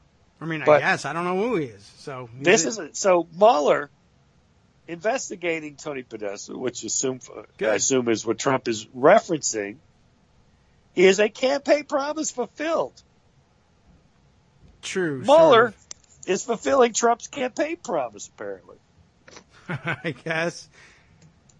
Yeah, fine, whatever. I don't know where they got this idea. I guess they figured since Podesta is related to Podesta, then if it was just some guy, he's just some guy. I don't know what Tony Podesta did, and frankly, I don't care. Frankly, I know his name, and I know people say he's dirty, but that's not my problem, and it's not new. People have said he's been a fixer forever. Yeah. That's Washington. He's part of the swamp. I'll grant you all those things. So what do I care? Yeah. If he has to step down, I certainly don't care. Arrest him. Throw away the key. What do I care? Yeah. Though they're hoping you'll conflate him with John Podesta and therefore come to the conclusion that John Podesta is likewise corrupt and good. We'll throw John Podesta in jail too. I don't care. I mean, that's the honestly. other thing. Throw Hillary Clinton in jail. Right. That's not my care. I'm worried about you. You're the president. Oh yeah. Listen, I don't want Hillary Clinton thrown in jail. My point is, I don't care what happens to Hillary Clinton. She can take care of herself. Mm-hmm. He's the president. He's the problem. Yeah. Well, it's amazing that they got that in their head, and they really did convince themselves of it really hard, like over the last day or so, that we're all in a funk over this. I mean, there are other people that, quite honestly, if you wanted upset and or depressed, put Dems in a dither. I guess you should be focusing probably on the sexual harassment side. Over there, you'll probably net a few more people that way that we would actually care about. Who knows? I mean, it's just, I think the reaction has been, frankly unhinged from the Republicans generally. They don't have a real, I think eventually they're going to have to go to the defense that they've talked about but have been able to avoid, which is collusion is not illegal and it's fine. Mm-hmm. Because I've said this, I think Mueller is going to get the goods on Trump. It's going to be proven, in my view. It may take 6 months, it may take a year, that he not only, in Watergate, that started out, it was low level volunteers, and then ended up reaching right into the White House, and eventually, when the tapes were revealed, Nixon was implicated as well. You're going to get Trump implicated in this, in my view. Yeah. And then you're going to be left with the reality that Trump has been implicated in collusion with Russia to interfere in the election. And he's not going to resign, and they're going to say there's nothing wrong with it. Right. And Republicans are going to not impeach or do anything. So then what? What does that mean for our country? I don't know. I mean, we've been over the same ground with different issues at stake. What it means is that Republican administrations get to do essentially whatever they want, and Democratic administrations have to not only clean up that mess, but bend over backwards to, one, show that they're not doing anything wrong, and two, clear away the clouds of suspicion from the previous Republican administrations. We adopt the position that, we answered them at the voting booth, and we don't look backwards, and we'll just cross our fingers and hope that nothing bad ever happens again. And you have a constitution when Democrats are in office, and you don't when Republicans are in office. That's not going to work anymore. Oh, well, that's the plan. I mean, crap. What are we going to do to now? the degree that it was ever, it was always, unacceptable. And you're right. Torture, everything else like that. But the political media has always said, what happens in foreign policy and national security, it could be unconstitutional, it could be that, but that's okay, we argue about those things. But if you, lie under oath, or if you break into somebody's thing, you commit a crime, well, that passes, that's beyond the pale, and that's not acceptable, and out you go. Or so they pretended to say. Yes. We're going to test whether that's even true. And once you say a president is above the law, then the president's going to be above the law. Yeah. Well, I mean, it may be that there are certainly people who would argue that that became the case after the George W. Bush administration, and that it didn't change very much in the Obama administration. There are certainly people that say at least with respect to a lot of things that relate to foreign policy and national security. The drone killings, essentially. Well, they love to pile that on top and say that's not so clean. Yeah, well, that's the sort of to short circuit that whole argument. Torture, that falls torture underneath. Is straightforward. The drones are not. Yeah, well, it falls underneath the cloudy gray area of foreign policy, national security that you're talking about, where people argue for all sorts of exceptions. Yeah, fair enough. I see your point. That was the part. Well, that's the gray area. But committing crimes wasn't gray. Yeah, up until, but it will be not even gray. It'll be accepted. Then what? I mean, again, you may say, and I think this is probably going to be your answer. Well, no, it means that Republican presidents can commit crimes, but Democrats will follow the law. Democrats will be at least shamed when they don't, if they don't. Yeah, I mean, I just think that's the way it comes out. It won't. We say it won't work anymore, but I guarantee it's going to be handed to us anyway. Whether or not we'll stand for it is another question. But what if it doesn't matter whether we stand for it or not? The Republicans do, and so the mechanism we've got is impeachment. They're not going to do it. So, okay, well, it won't work. Democrats won't accept it. That's what's sad about this. Now, let's think it through.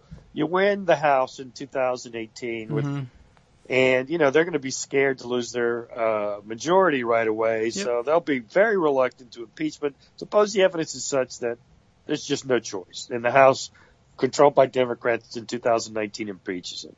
Yeah. But, the Senate doesn't take it up. I guess that has some value. At least the House has impeached him. Yes, some. And that's something. And if he's running for re-election as an impeached president, hopefully that has some impact. Yes, we hope so. But who knows?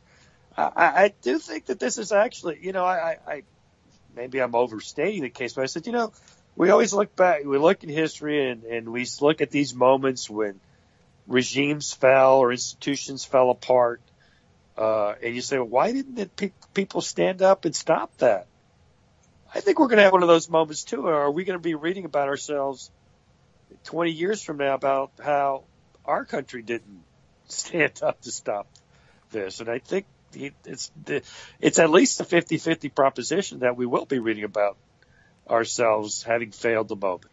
Yes, I would think so. I mean, I know torture, we failed the moment. There's no question. But even then, at least, as far as I know, everyone decided to agree that torture was bad and that what Bush did was bad. And I guess maybe you're saying, well, you could say that, everyone's going to agree that what Trump did was bad. That was a bad moment and we shouldn't do it again. Mm-hmm. Except, why not?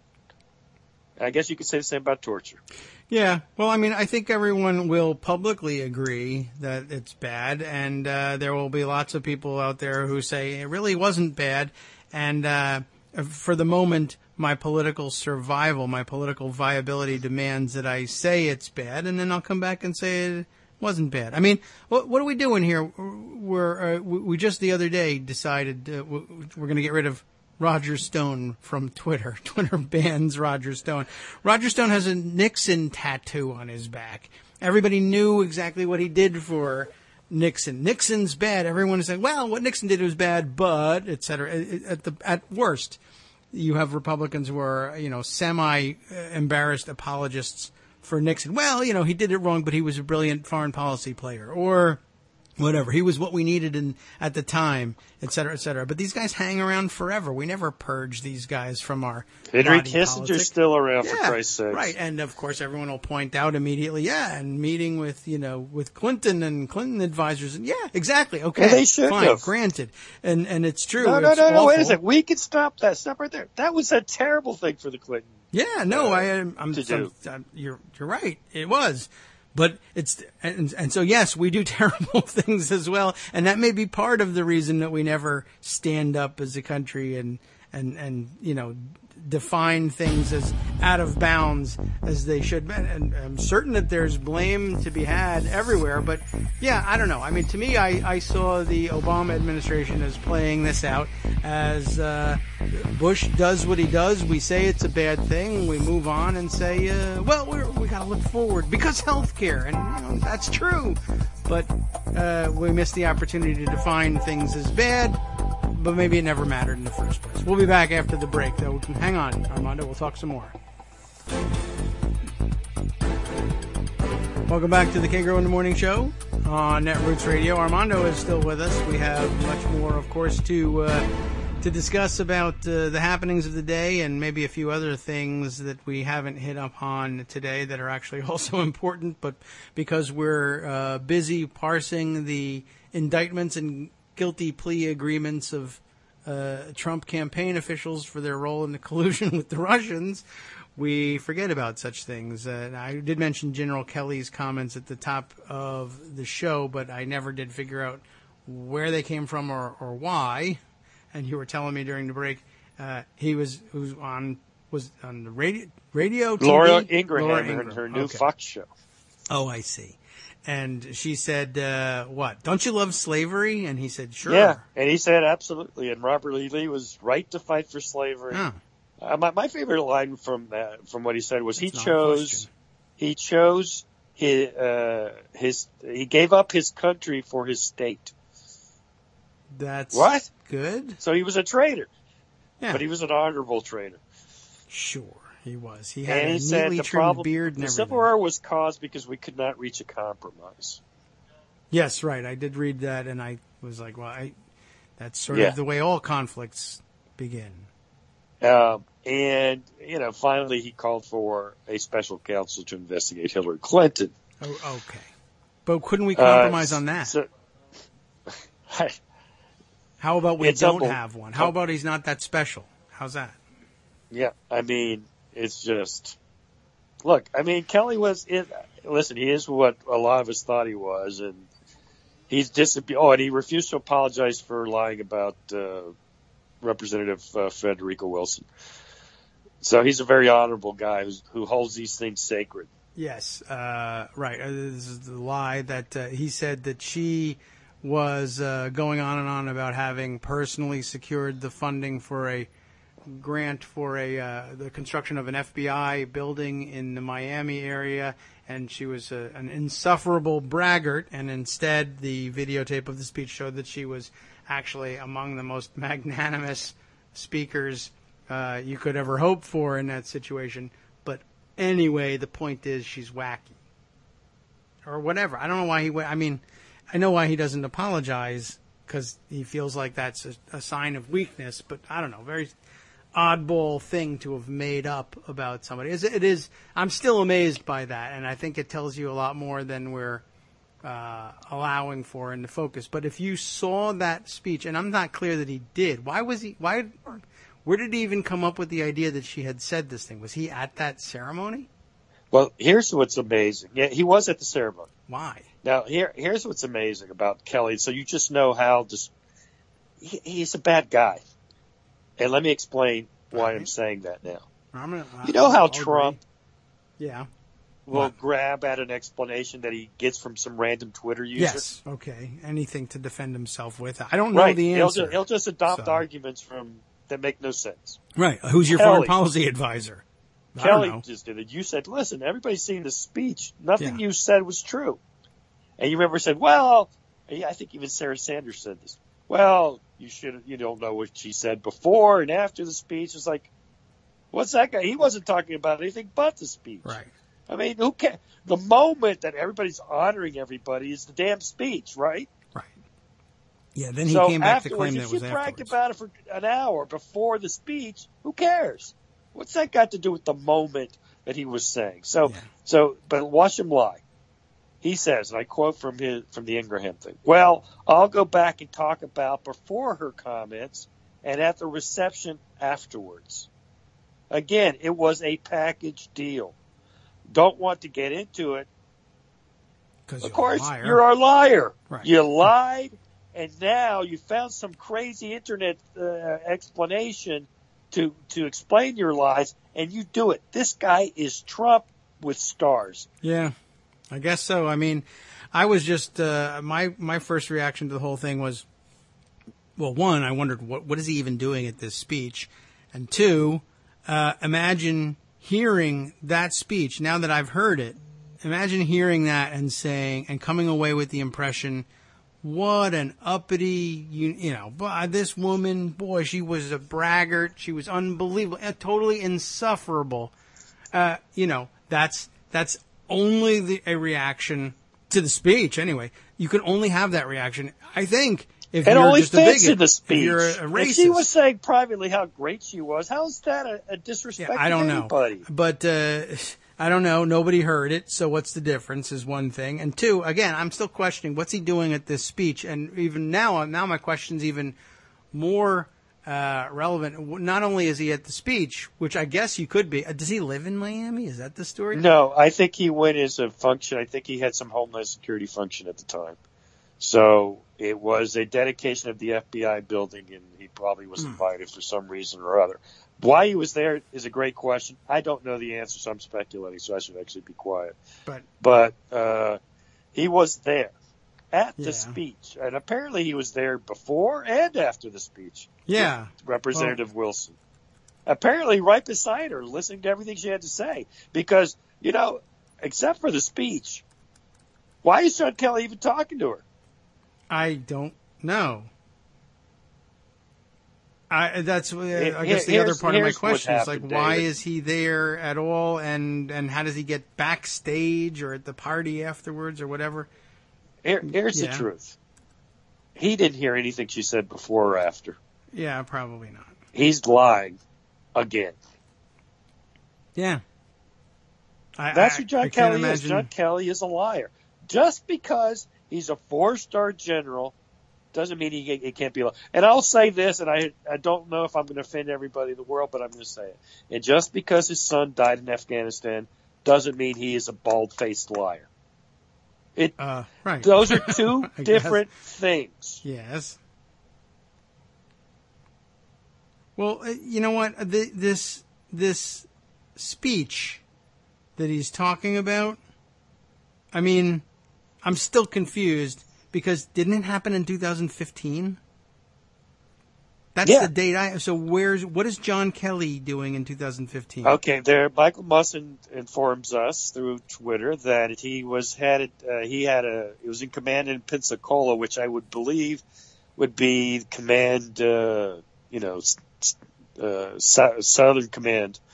Okay. I believe is based in. He was maybe in charge with Southern Command for the Marines at the time, or some such thing. All right. And he was invited as some, I'm sure, high-ranking guy. Why, I don't know. I'm not sure that actually makes that much sense. It doesn't. To be honest with you, but fine. Okay. Someone decided he shouldn't be there. Pensacola. Okay. Yeah, take a moment and let me tell you something while you look up why John Kelly, where he was in 2015. Yeah. By the way, Pensacola, and the building is in the Miami area. It's the opposite side of Florida. I mean, he had. I agree. It's a 2-hour flight. At best. I thought he had some Homeland Security function, but if he didn't, why is he even there? I have no idea. I have no idea what he would be doing here, but I'm sure it's possible that he could have been invited. And it's probably fruitless to try and claim maybe he wasn't even there in the first. He certainly could have. By the way. Yeah. For the chief of staff of Donald J. Trump to complain about somebody talking about themselves cannot get richer. You cannot be more precious. I guess Are that's you true. kidding me? Do you know who you work for? Yeah, well, he's not going to be aware of that, clearly. That's not going to impact him. He's a liar, David. It's that simple. He has no honor. He's a man of bad character. He holds nothing sacred except, frankly, white supremacy. And I think he's a bad guy. I'm now more convinced than ever. John Kelly didn't have to do these things that he just did. No. He did not have to do that press conference, and he did not have to go on Laura Ingraham and do what he did. He's a bad guy. Although it's possible He's one of the Donald Trumpsters. Trump said you have to, and he said, okay, I'll do it. But still, then you just say, you know what, this is crazy. I can't help you anymore. But I don't know. I'm not certain. I don't think Donald Trump said that. Probably not. I'm just guessing that, that's a I possibility. see that Norman Ornstein just tweeted 21 hours ago, actually. He will repeat over and over, John Kelly's not a moderating influence. He's a sadistic monster. Oh. Wow. Well, all right. That's pretty big. I didn't say that. I just said he has no character and he's a liar. Yeah, I just and Karen adds here that Kelly, as commander of Southern Command, I'm sure that the job does have ceremonial and functionary requirements. I am just not certain that flying from Pensacola to Miami for the dedication of a new FBI building is among them. I mean, he's in the government, and so is the FBI. As you're gathering everybody, anybody in Florida. It doesn't matter whether you're at the complete opposite end of Florida or not. You're in the military. It's an FBI building at the other end of the state that you had nothing to do with. But stop what you're doing. Leave your soldiers, leave your Marines behind, and fly down here to listen to a speech, which you're going to hate. And not only that, have some cocktails before and after, and then be like rolling your eyes at, these Congress people, they're so self-involved. I remember so well that I was torn away from my duties to fly 2 hours to Miami so that they could tell me who they named the FBI building after. And it stuck with me. I could never forget it. It's amazing. Imagine how much you must hate black women that moment stuck in you for 2 years. So I can't imagine. I mean, I guess you could have basically forgotten about this, but the I don't know. I mean, she's a memorable person. She is flamboyant. She's got that hat. The hat. I remember the hat. I know who she is. Sure. So I guess that could make it stick in your mind. But the idea of coming away from that speech and saying it was horrible and self-absorbed, I don't know. Michael that now you says, remember by it the way, 2 years later, and you see the speech, and it's just a speech. You know, I don't think it was anything special, but it wasn't anything. I would have fallen asleep during that speech. I'm sure. Yeah. And so, whatever. He was instructed to attack Frederica Wilson, so he came up with the story. And maybe he pulled that one out of his memory. Oh, I remember her. The hat. The hat. Yeah. The black woman with the hat. Yeah. I think you remember the black woman part. So that's it. But the hat made him really remember her in that context. I guess so. Because they probably all look alike to him. Yes, I said it, yeah, David. I maybe. think he's a straight-up racist guy. I really do. I don't know what other conclusion to come to, given that he sees this terrific speech.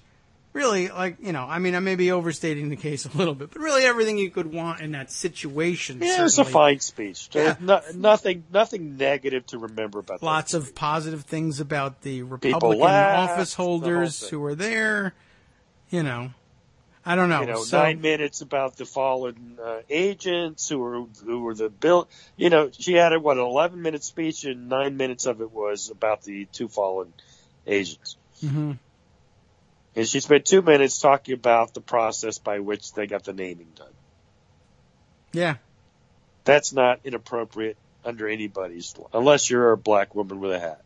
I guess so. Is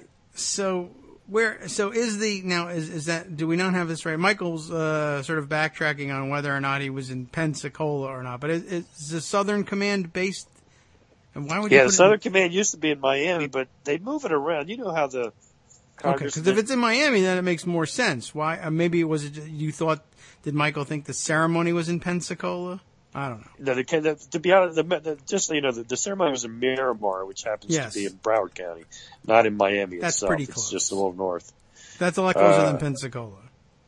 It definitely was not Pensacola. It was South Florida. Frederica Wilson is a congressperson in South Florida. Yes. And let's see. He succeeded Doug Frazier as commander of U.S. Southern Command in November 2012.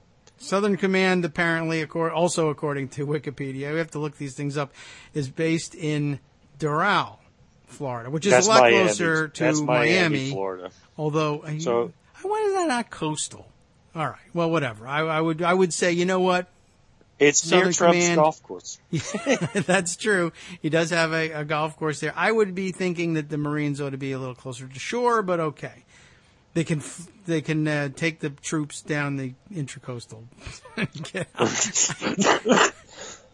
Anyway, I don't really know what they're doing basing it there, but that's not my call.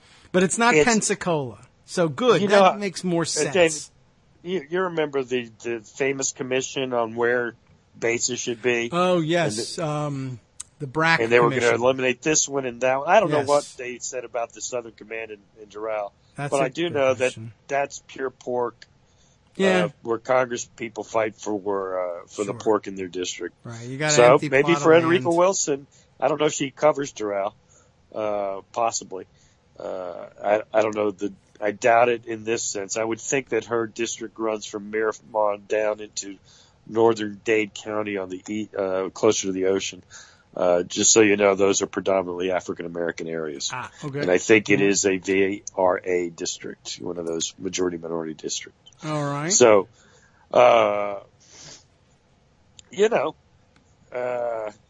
it's clear that something happened with that guy at some point in his life that he just became a stone cold racist, or maybe he was always one. But Or he hates hats. That's a possibility. I think it's pretty clear that it goes further than that. When you hear him All talk right. about the Civil War that way, you A lot know of there's hats an involved in issue. the Civil War. I never heard him say anything about that. Well, General Lee was what? a fine guy, except for that hat. Son of a bitch. Except for that hat. That's true. That never came Was up. an honorable man who gave up his country to fight for his state. Yes. That was the quote. Well, that's unusual, to say the least. It is indeed. And but Yeah. now we at least understand the mystery of how he ends up at this speech. If he's local, fine. I mean, again, I would say, why don't you handle the military stuff today, and the rest of us over here, 2 towns over, are going to put a plaque on a FBI building. Yeah. You make sure the Unbelievable. Marines are, code redding whoever they got to code red or what have you. You're goddamn right I'm doing that. I'm not going to Miramar for the dedication. All right, I'll go. Fine. You want now? I got to go on Laura Ingram's show. Fine. I'm dispatched to that too. Well, anyway, I still have learned nothing Dave, about I've Sam actually got to Clovis. run. Thanks for Sure. letting me spout off about it, but I'm gonna abandon you here with 13 That minutes is to fine. go. We can talk more about Sam Clovis and what the All hell he's right. doing. Talk to you Okay. later. Thanks, Armando. We never did get to the bottom of this, and at no point in this Daily Beast article we were once reading, as far as I can tell, is there any. I don't think there's even any attention paid to how he. What he's doing in foreign policy at all, and certainly no indication of how he moves then to United States Department of Agriculture. And why I keep saying United States Department of Agriculture instead of USDA, I have no idea.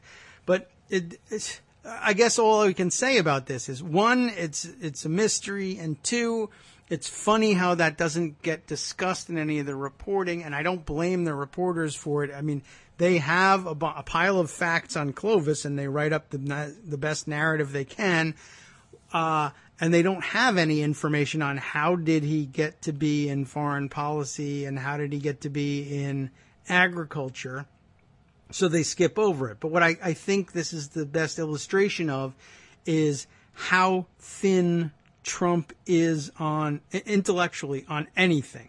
I need a foreign policy team. I'm aware of that, but I'm only aware of that because someone has just asked me the question of who's on your foreign policy team. By the way, it never occurred to me and I'm speaking as Trump here, it never occurred to me in declaring a candidacy and getting this close to the nomination that I needed a team on anything. Foreign policy advisors, I don't need one. I know what to do in foreign policy. You just bomb everybody or something. And then he decides he needs a team because he gets asked about it. So he turns to the closest person to him, I guess, and says, give me a team. What was Clovis doing at all? It's just not even in this article, it's not explained. The top foreign policy advisor, for whatever reason, at this point, is Jeff Sessions. And there's no indication that Sessions and Clovis have any kind of relationship. It may be that Trump has heard Clovis's radio show, possibly, but I doubt it very much. Trump doesn't scan the dial looking for people. He listens to the famous big mouths. It just doesn't make any sense that he ends up with this guy. And it certainly doesn't make any sense that he transitions him to agriculture, except, the one story I can construct for it. I told you already that Trump says, who wants a job now? Sam Clovis, Mr. Trump. Sam Clovis. Did he do anything? Yeah, he was on the foreign policy team. Okay, but we already have Rex Tillerson is doing that. And he tells me he doesn't want anybody in any other jobs at state. So what else can we do for this guy? I don't know. Well, Clovis. Where is he from? Maybe he even remembers Iowa. And I think he just said Iowa, agriculture, done. Just like he did with Ben Carson. Ben Carson, black guy. HUD, done. What else have you got for me? I think that's the way he did all of his appointments. And there's no indication to the contrary in all of this. The only other thing that I guess I have to add in all of this is it's weird that Clovis is in proximity to Trump during this period of time and is the minder for people as varied and useless as Carter Page and George Papadopoulos. And then the hacking thing comes up, and Papadopoulos is involved in that. So he's been reporting to somebody, presumably Clovis, about this thing going on. And then Clovis reports to Trump about this email stuff going on. And then Trump goes to the microphone to mouth off about things. And he says, by the way, I don't even know that it's Russia. It could be China, or it could be some 400-pound guy somewhere. And everybody's like, wow, where did that come from? 400-pound guy come from the, and then you look at a picture of Clovis and you think, is it because the guy who told him that George Papadopoulos was trying to negotiate these emails being turned over to the Trump campaign is several 100 pounds overweight? Is that it? Is he the 400-pound guy? Is that the speculation? I don't know what. It could be that he thought, from various weird and but prevailing stereotypes about hackers. That maybe he did say a 400-pound guy sitting on a bed somewhere, and presumably Clovis wasn't in bed at this point. But you never know with these guys. It's mysterious and weird, and I can't figure it out. Let's see. By the way. You know what? The conclusion of the Daily Beast article has a couple of interesting tidbits, including that Pat Roberts might oppose the Clovis nomination. Again, I'm not certain what stage we're in here, but he may oppose the Clovis nomination over his belief that crop insurance is unconstitutional. So he's obviously deeply ingrained in the Iowa agriculture circles. Sam Clovis is a useless idiot who serves no purpose wherever Trump seeks to stash him. I guess that's the best thing you can say about the guy. What is he doing there? I can't figure this out. All right. Let's see. There was more write-up about Papadopoulos, which I guess we should finish up with. Carrie Eleveld at Daily Kos actually did a piece for the front page about this, why the lesser-known Trump campaign aide George Papadopoulos could be the biggest news of the day. I think Marcy hinted at a lot of that, but there may be some additional tidbits we can mine from Carrie's piece here, which begins, of course, by noting that Manafort and Gates were indicted, but that the Papadopoulos was at the plea stage. And it's a lot of the things that Armando brought up that make that case so interesting. It does, Kerry does add here, let's see. I guess the second part here. The Fed's original July 28th complaint against Papadopoulos stated that he has indicated he's willing to cooperate with the government in its ongoing Russia probe. That's the scariest news for other people who have not yet had their indictments unsealed. Second, Papadopoulos' knowledge supplied by a Kremlin-linked professor that the Russians had dirt on Hillary Clinton in the form of the thousands of emails came while he was serving on the Trump campaign team, again from the charge I guess at some point, Papadopoulos, one of the false statements that he pleads guilty to making to the FBI was that he learned that before he came on board. But in fact, Papadopoulos learned he would be an advisor to the campaign in early March and met with this professor on or about March 14th, 2016. And although Papadopoulos originally downplayed how connected the Russian professor was, the charge states that Papadopoulos understood that the professor had substantial connections to the Russian government. And then, of course, the story about the niece. Jeff Sessions, of course, is who's listed as leading the foreign policy team that Papadopoulos was on. But I don't know that Sessions has any idea like who Papadopoulos is and where he came from. On March 21st of 2016, the Washington Post reported, or was it this is last year, that Trump also listed the members of a team chaired by Sessions that it's counseling him on foreign affairs to include Keith Kellogg, I guess, was number 1 there. Carter Page, number 2. That makes George Papadopoulos number 3. Waleed Faris, number 4. And Joseph E. Schmitz, number 5. Not a stellar team.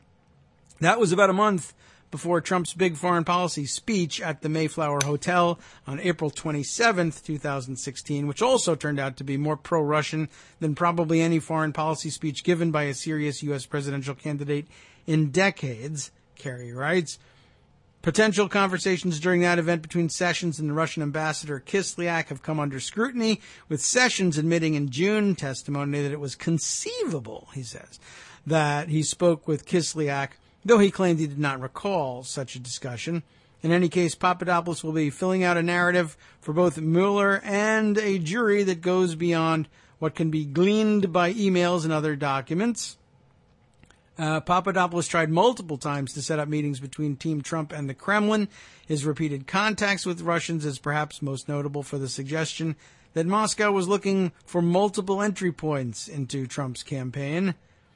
And I guess he was providing at least one of those entry points there. But after all for all our speculation about Sam Clovis, we're still stuck with this. The documents we have on Papadopoulos still simply refer to an unnamed campaign supervisor, and sometimes a high-ranking campaign official, and a senior policy advisor, all of whom Papadopoulos corresponded with about potentially setting up this meeting with the Russians. And we still don't have those names, but we do have the detail that the docket in, where was he indicted? Was he indicted in Washington, D.C. or in the Eastern District? The docket still contains a couple of sealed and unnamed indictments still waiting in between the docketing of the Manafort, Gates, and Papadopoulos cases. So apparently related, and we'll have to wait on the edge of our seats, presumably, to find out who are those indictments against and what do they contain. All right, time for us to exit for the day. I think we stretched out the point as far as we could on Papadopoulos. We have more information to come, but I think he's extraordinarily important in building this case. He hasn't been a name we've called a great number of times along the way, which just goes to show you how many moving parts there are to this. And it's funny, I guess by way of excuse, I can't say that we didn't pay proper attention to the various people. It's just that this campaign and this administration are organized unlike any other in history, because the man sitting at the top of it is a scatterbrained moron and has no idea either who is working for him, who should be working for him, or what they should be doing. He's simply casting things, like he said, out of central casting. You look like a Secretary of State. You look like an agriculture undersecretary. You look like a scientist. I don't know. He doesn't look like any of those things. Looks like a hacker, and maybe that's what brought him to mind in the 400-pound thing. It's crazy, and we're not going to unravel this with traditional thinking. Too bad. Anyway, luckily, Mueller has all sorts of experts at his disposal to do all of this. It's time now, of course, to hand the microphone over to the guys to do the after show, and I've talked my way all the way to the announcement break. I'll try and cram in a little bit about what you can stay tuned for after this. From Daily Kos Radio, on netrootsradio.com. You have been listening to the Kagro in the Morning Show with David Waldman. Here's an interesting one that they've got for you on the after show. Russian troll farms launched a racist campaign last year to convince white conservatives that black people hate Christmas. That seems like a hell of a stretch, but they're trying to combine two fronts in their weirdo racist war. Maybe it works, maybe it doesn't. Stay tuned to find out more.